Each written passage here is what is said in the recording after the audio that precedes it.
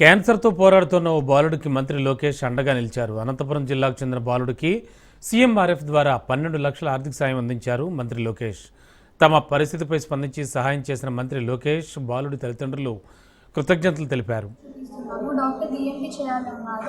Doctor estimation 18 lakhs ఇచ్చారు. కానీ మా దగ్గర అంత అమౌంట్ లేదని నేను నారా లోకేష్ సార్ని కూడా నేను హెల్ప్ అడిగాను. సార్ వెంటనే రెస్పాండ్ అయ్యారు. 12 lakhs మాకు ఎల్ఓసి శాంక్షన్ చేయించారు.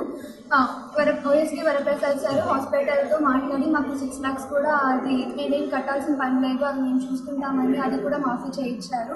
మా హాస్పిటల్ వాళ్ళు ఎల్ఓసి యాక్సెప్ట్ చేయలేదు సార్ ఫస్ట్, అందుకే మాకు ఇంత ఇబ్బంది అయింది. కానీ నారా లోకేష్ సార్ మా కేసు పర్సనల్గా చూసి సార్ మా హాస్పిటల్ వాళ్ళతో మాట్లాడి ఎల్ఓసి ఒప్పుకునేలా సార్ మాకు హెల్ప్ చేశారు.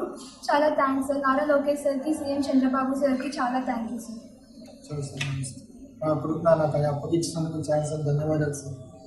మా లైఫ్ లాంగ్ మర్చిపోం సార్ వాళ్ళు. Okay sir.